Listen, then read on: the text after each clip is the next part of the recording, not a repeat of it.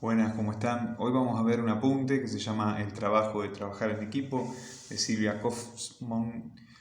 Eh, este apunte es de la Cátedra de Psicología del Trabajo de la Facultad de Psicología de la UBA. Vamos a ver algunos de los principales conceptos y ver cómo los vamos a aplicar en nuestra materia, ¿sí? Bien. Primero, podemos retomar el mismo concepto que trabajamos en uno de los primeros foros que tuvieron que participar, que es la cuestión de pensar al trabajo como una cuestión que nos hace humanos, ¿no? El trabajo posee un significado poderoso como acción constitutiva para el desarrollo de la persona y como vínculo esencial para la creación humana. Las organizaciones laborales, en ese sentido, ¿sí?, deberían ser modelos que privilegien los valores de la cooperación y la reciprocidad, es decir, el trabajo en equipo justamente, ¿no? O sea, pensar las organizaciones no como máquinas rígidas, sino más bien como una especie de sistema o de ser vivo y complejo. Poniendo el énfasis entonces en las relaciones de interdependencia entre los hombres, es que vamos a empezar a trabajar sobre el concepto del trabajo en equipo, una herramienta fundamental para pensar las organizaciones laborales. Pensar que este nuevo modelo también de relación laboral se va a basar en el ejercicio de la participación. Bien. ¿En qué se basa la participación? Bueno, primero en rechazar, digamos, una de las cuestiones que no suman al trabajo en equipo. No al autoritarismo, ¿sí? Digamos, al personalismo, a la forma de dirección que se impone sin ningún tipo de intercambio con el otro, ¿no? Y se ordena básicamente lo que hay que hacer. Y lo que sí propone el trabajo en equipo es lo siguiente. Por una parte, la confianza interpersonal, la comunicación fluida, el apoyo mutuo, el respeto por las diferencias y la planificación por, digamos, de espacios de interacción y de protagonismo. O sea, hay que planificar, hay que sentarse a crear y pensar estos espacios de participación. Por más que estemos trabajando todos juntos en un área específica, eso no implica que se esté trabajando en equipo, ¿sí? Sumar gente no es trabajar en equipo. Digamos, hay que planificar también y promover también ese trabajo. Bien, vamos a ver algunos ejes que tienen que ver con esto del trabajo en equipo, ¿no? Una cuestión tiene que ver, bueno, por ejemplo, en transformar la rutina laboral en una especie de aventura conjunta, ¿no? Muchos también hacen como una analogía con un partido de fútbol, ¿no? Por ejemplo, ¿no? En el contexto argentino, esto de, digamos, tener presentes que tenemos que llevar adelante objetivos y para eso necesitamos estar trabajando con otros, ¿sí? Trabajando en conjunto. Bueno, esto nos lleva también a acciones solidarias, ¿sí? A pensar y a sentir de forma colectiva y, digamos, orientarnos a un ejercicio de un trabajo interdependiente y humano, ¿sí? Deberíamos basarnos en distintos valores, ¿sí? Como por ejemplo la dignidad, ¿sí? La dignidad dice enfocada desde el respeto y el aprecio por cada una de las personas. La tolerancia también. La tolerancia por las diferencias, ¿sí? Es decir, tenemos que estar abiertos a poder integrarnos con los demás, también abiertos a que muchas veces no van a tener los mismos puntos de vista, las mismas herramientas que nosotros. La solidaridad y la colaboración, ¿sí? Lo cual supone dar de baja los modelos organizativos que están basados en el individualismo y en esto del éxito personal, ¿no? Como una especie de sálvese quien pueda. Bien, otra cuestión fundamental para pensar el trabajo en equipo es pensar el trabajo como un proceso, ¿sí? ¿Qué quiere decir esto? Que va a darse a lo largo del tiempo de forma dinámica, ¿sí? No es algo que va a estar totalmente terminado y acabado, sino que siempre va a haber diferentes momentos, ¿no? Bien, ese trabajo en proceso implica, por ejemplo, contar con organizaciones laborales, ¿sí? Que acepten los valores y métodos que guían el trabajo de equipo. Contar también con líderes que no busquen clones, ¿no? De uno mismo, o sea, que no líderes que estén buscando que todos hagan lo que ellos dicen, sino tratar de enriquecerse a partir de las diferencias de cada uno y buscar complementarse. Asumir que trabajar en equipo también es algo que debe ser un trabajo de desarrollo grupal y personal complicado, ¿sí? O sea que hay que trabajar en eso, no se va a dar de forma automática. Por eso los autores hablan también de ciertos obstáculos que aparecen en este camino de trabajar en equipo. Bien, vamos a ver esos obstáculos. Bien.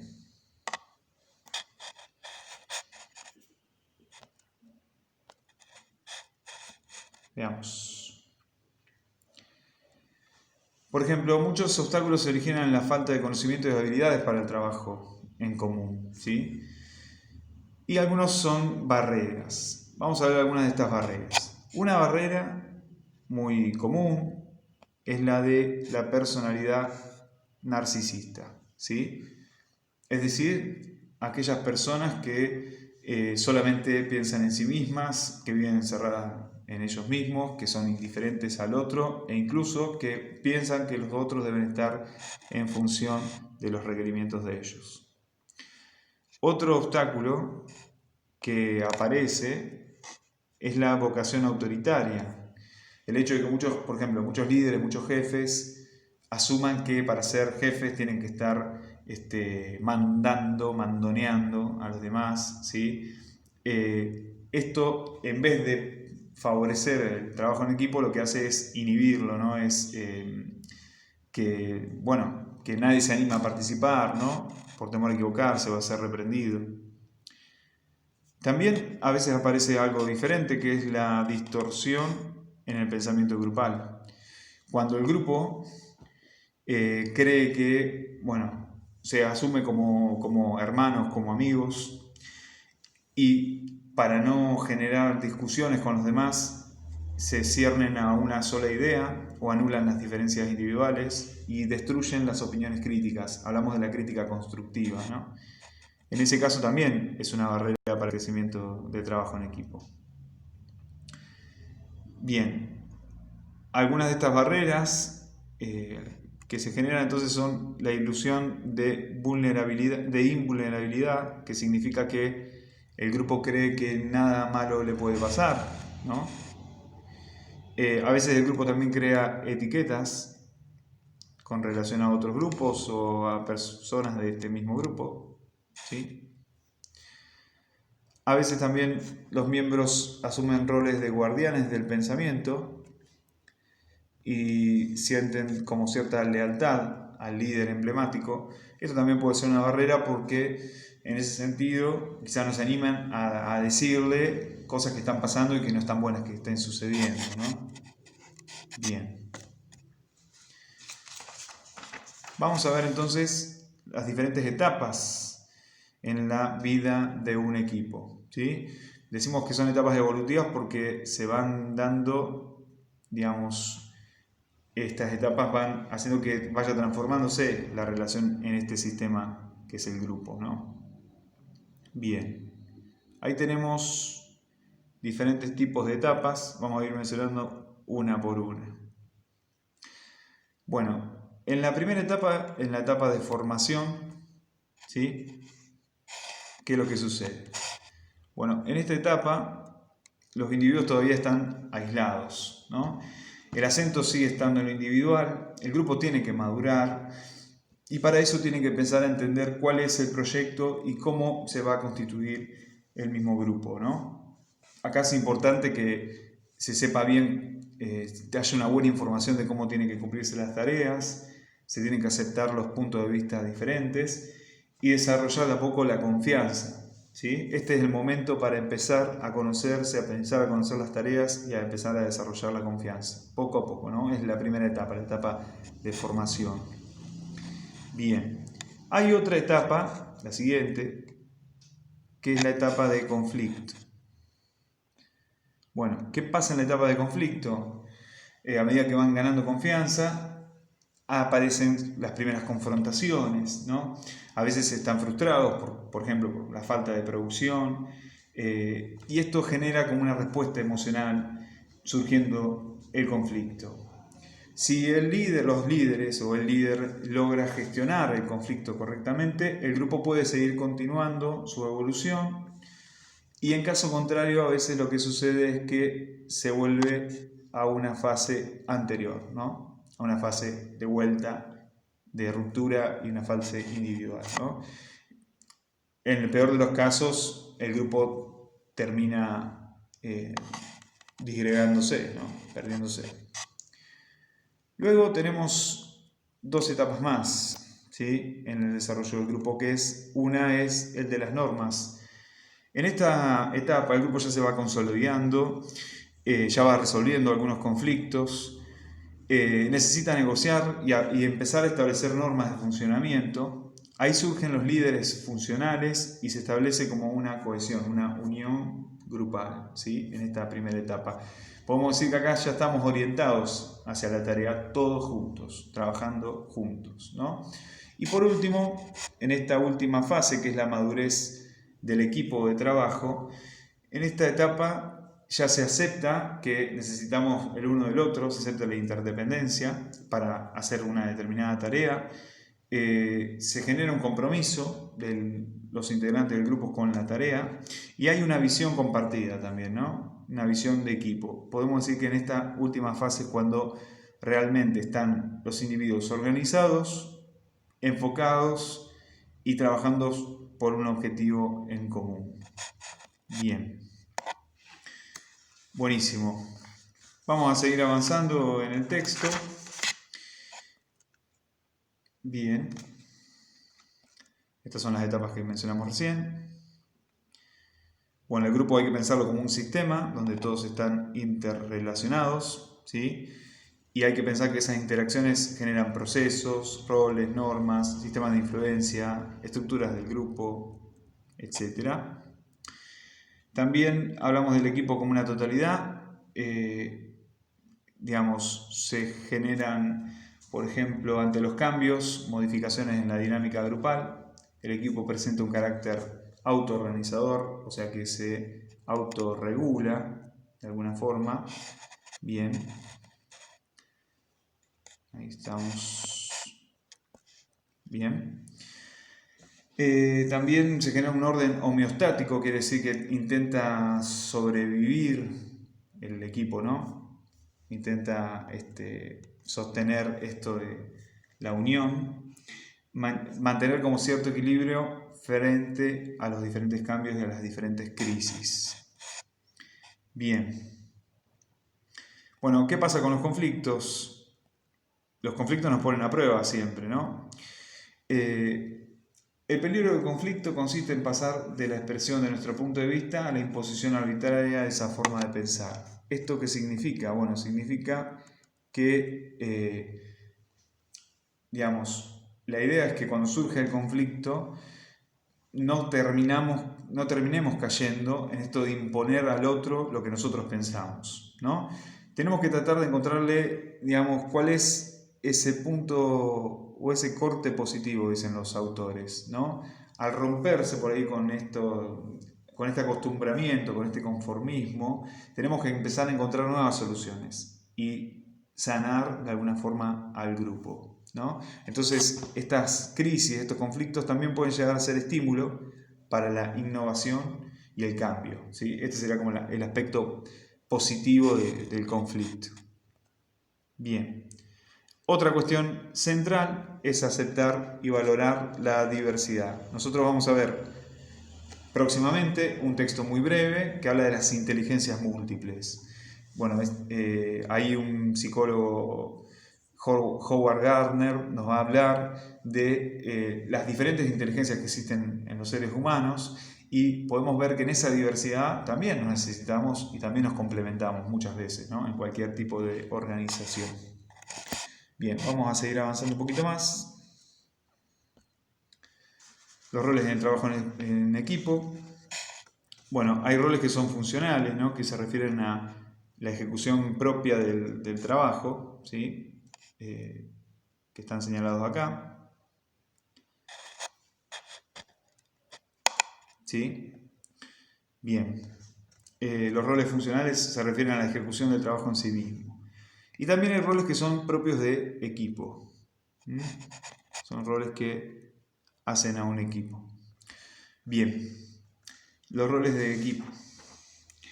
Son los roles que nos llevan a comportarnos, a relacionarnos con los otros, a construir la forma de trabajar juntos. Hay tres categorías fundamentales de roles. Hay roles que son mentales, ¿sí? Los roles mentales tienen que ver con esta cuestión más cognitiva, no más del pensamiento. Por ejemplo, en esos roles mentales tenemos a la persona creativa, ¿sí? El creativo es el que trae nuevas ideas al grupo, ¿no? Por ejemplo, cuando dice todo problema es un reto, no me importa que me consideren loco, ¿no? Como es el que trae ideas nuevas, el que innova, ¿no? El que innova en el grupo. También tenemos el especialista, ¿sí? El especialista es el que aporta el saber específico, ¿no? Especializado del producto que está ofreciendo o que está produciendo el grupo, ¿no? Es alguien que está muy interesado en aprender continuamente y también que está apasionado por eso que nosotros ofrecemos, ¿no? En esta organización. Luego también tenemos al evaluador. El evaluador es el que va a analizar las ideas y sugerencias y va a ver si es viable o no llevarlo adelante, ¿no? Por ejemplo, va a decir, bueno, voy a pensar de esto que me estás diciendo, analizamos todas las posibilidades. Y ahí tienen algunos ejemplos de frases que dirían este tipo de personas. Después hay otros roles que son roles de acción, ¿sí? Hablamos primero de los mentales, o sea, del tema de las ideas, y después hay que pasar a la acción, obviamente, si no nos quedamos en el plano de las ideas. Bueno, en ese sentido tenemos al impulsor, ¿sí? El impulsor es el que estimula, ¿no? Aguijonea al grupo a que labure, vamos, hay que hacerlo, vamos, nos falta poco, ¿no? Bien. Después tenemos el implementador. El implementador es el que empieza a transformar las ideas en acciones dentro del grupo, ¿sí? Digamos, también es similar al impulsor, pero bueno, está más abocado a la tarea. Y el finalizador es el que hace el seguimiento de las tareas, ¿no? El que está buscando llegar a cumplir con los plazos, perfeccionarnos cada vez más. Bien, estos son roles de acción. Luego también tenemos roles sociales, ¿sí? Los roles sociales son fundamentales para el trabajo en equipo. Bien, ¿qué tipo de roles sociales tenemos en este caso? Por ejemplo, tenemos el cohesionador. Cohesión significa volvernos a unir, digamos, ¿no? El que nos une, ¿sí? Entonces, el cohesionador va a ser aquel que está fomentando esto de la unión del grupo, las relaciones entre los miembros del grupo, ¿sí? Por ejemplo, esta frase, me interesa tu punto de vista, es una frase que busca, ¿no? Generar empatía con el otro. Luego tenemos el buscador de recursos, ¿sí? El buscador de recursos lo que hace es explorar con qué contamos en el exterior y establecer contactos que pueden ser útiles para el equipo, ¿no? Hice contacto con fulano, con sultano, con tal empresa, con tal lugar que les interesaría lo que nosotros estamos produciendo. Bien. Y luego por último tenemos el coordinador. El coordinador lo que va a hacer es organizar, motivar, controlar las actividades que hace el propio equipo, ¿sí? Buscando que sea un trabajo compartido, solidario, ¿no? Por ejemplo, esto, hacer que todos hablen, que todos participen, que todos puedan sumar, ¿no? Bien, genial. Buenísimo. Vamos a avanzar un poquito más en el análisis de problemas y la toma de decisiones, ¿sí? Hay que pensar que siempre la resolución de problemas en un equipo es complejo, ¿sí? Es un problema complejo resolver los problemas en equipo, pero son, digamos, respuestas más pensadas, más elaboradas también. El problema no tiene una única solución. Esto hay que saberlo también, ¿no? Por eso hay que escuchar varias campanas. El problema requiere también el compromiso de varias personas para esta resolución. Y existe también un buen nivel de integración y confianza en el grupo. Esto es importante, ¿no? Que nos apoyemos, confiemos en el punto de vista de los demás.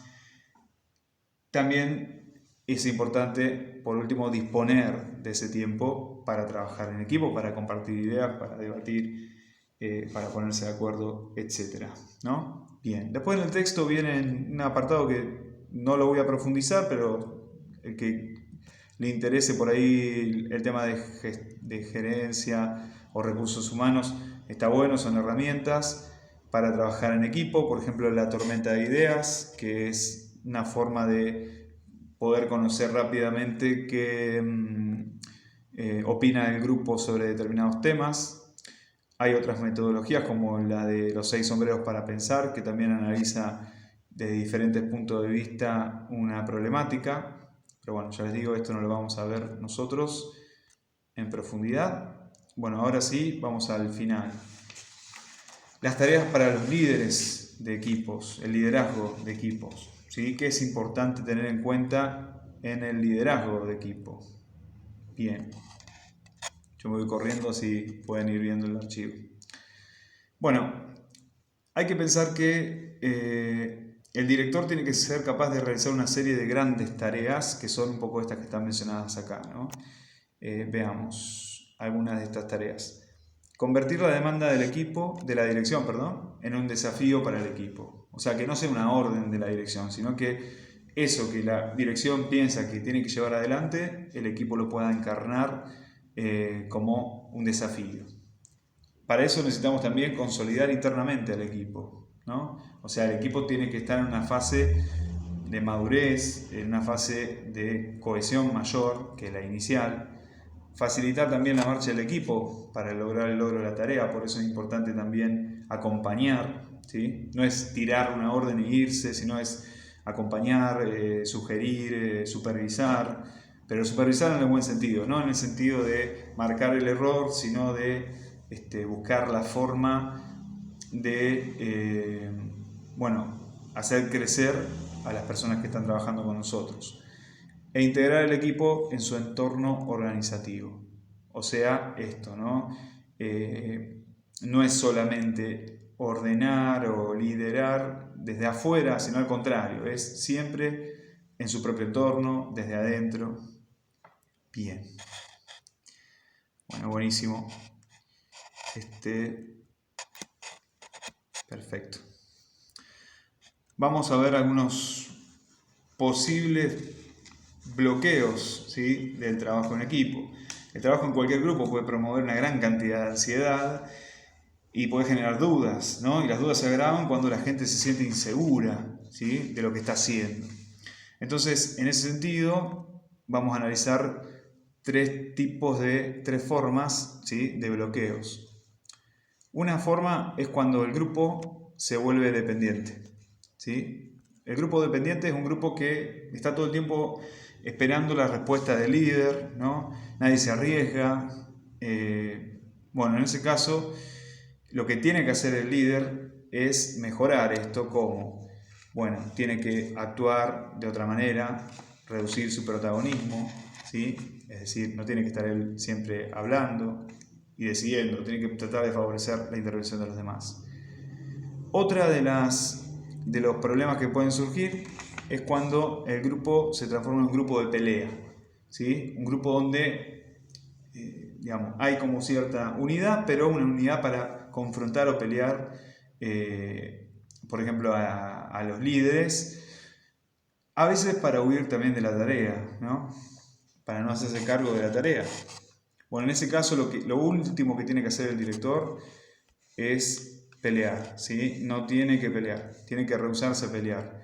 Porque en realidad no se está atacando realmente a su autoridad, sino que lo que está demostrando el grupo acá es que por un lado tiene una ansiedad y por otro lado impotencia porque no sabe qué hacer. Entonces el director tiene que tratar de desarmar esto, entender lo que está pasando para poder intervenir de otra manera. Y por último, ya vamos terminando, el grupo cuando se transforma en una especie de luchador, pero de conformista. Es un grupo como que lleno de paradojas, ¿no? De contradicciones. Se aferra a un solo punto de vista, a veces defiende, a veces lucha, pero no ve alternativas, ¿no? Huye la tarea y para huir la simplifica muchas veces, ¿no? Bien. Si alguien propone alternativas, ¿sí? ¿Por qué no hacemos tal cosa? Esto genera muchas veces ansiedad, ¿no? Entonces, ¿qué pasa con este grupo? ¿Cómo tenemos que intervenir? Bueno, hay que tratar de que este grupo, pueda reflexionar, haga un poco de silencio, ¿no?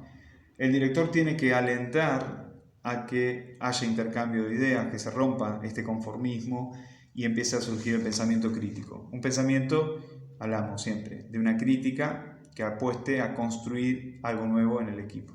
Bueno, espero que haya servido la explicación y cualquier cosita saben que seguimos en contacto.